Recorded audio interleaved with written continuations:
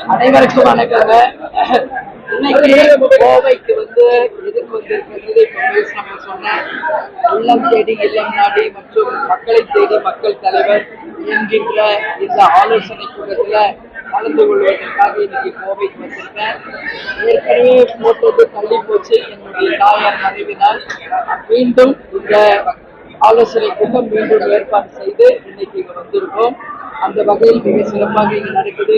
இங்க இருக்கின்ற அனைத்து தொகுதிகளுக்கும் கையெழுத்து முடிச்சு கலெக்டரிடம் ஒப்புதல் ரசீது கொடுத்தாச்சு, பூத் கமிட்டி அமைச்சாச்சு. அந்த மிகப்பெரிய பொறுப்பை அண்ணன் மோகன்ராஜ் அவர்கள், மாவட்ட செயலாளர் சந்துரு அவர்கள், எங்களுடைய கழக நிர்வாகிகள், தொண்டர்கள் மிக சிறப்பாக அந்த பணியை செய்து முடிச்சிருக்காங்க. எனவே அவங்களுக்கு ஒரு பாராட்டு சொல்லவும் வாழ்த்து சொல்லவும் தான் இங்க வந்திருக்கோம்.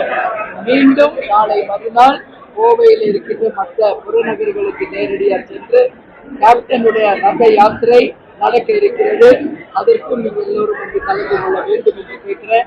நீங்க எதுவும் கேள்வி கேட்கிறீங்களா? இப்போ மேடம், இந்த எஸ்ஐஆர் படிவத்தில் புயல்வோ 2 பேர் இறந்துட்டாங்க ஒவ்வொரு மாநிலத்திலையும். ஒரு மாசம் இதுல எப்படி அவங்க பண்ண முடியும் அப்படிங்கிறாங்க. இப்ப 6,41,00,000 68,000 புயல் வச்சிருக்காங்க. எப்படி அவங்க சர்வே பண்ண முடியும்? என்னோட ஸ்பீச்சில் அதை பத்தி நான் சொல்லியிருக்கேன். தமிழ்நாடுல ஒருத்தரும் இந்திய அளவில் 2 பேரும் ஆல்ரெடி இறந்ததால் ஒரு செய்தி வந்திருக்கு. முதல்ல அந்த நேரங்களை தெரிவிச்சுக்கிறோம்.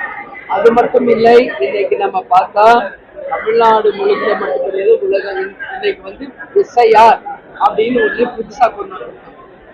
பணிச்சுமை உண்மையில் இருந்தால் உடனடியாக மத்திய மாநில அரசுகள் இது கவனத்தில் கொண்டு இன்னும் எக்ஸ்ட்ரா போர்ஸா இருக்குங்க. உண்மையிலேயே அதை சரி பார்க்கணும்னா இன்னும் அதிகமானவர்களை நீங்க அந்த பணிக்கு அமர்த்தணும். ஷிஃப்ட் டைப்பா வைங்க. 6 மணி நேரத்துக்கு ஒரு ஷிஃப்ட் மாத்துங்க. அந்த பணி தேர்தல் தேதி அறிவிப்பதற்கு முன் முடிக்கணும். அப்படின்னா இந்த டீம் பத்தாதுன்னா எக்ஸ்ட்ரா ஆட்களை போடணும். இன்னைக்குதான் தேர்தல் ஆணையத்தில் சேர்ந்த அதிகாரிகள் நேரடியாக ஆய்வு செய்வதாக ஒரு செய்தி, அதையும் நான் பார்த்திருக்கேன். அதனால் உடனடியாக அவங்களுக்கு பாதுகாப்பு நல்ல ஏற்பாடு செய்யணும். அதே மாதிரி எஸ்ஐஆர்னா என்ன அப்படிங்கிறத மக்களுக்கு தேர்தல் ஆணையம் தெளிவாக வெள்ளை அறிக்கை மாதிரி ஓப்பன் ஸ்டேட்மெண்ட்ல புரிய வைக்கணும்னு கேட்டுக்கிறேன்.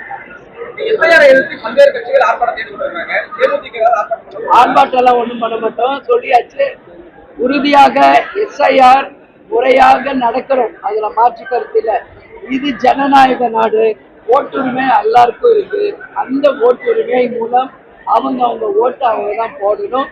அது மீறி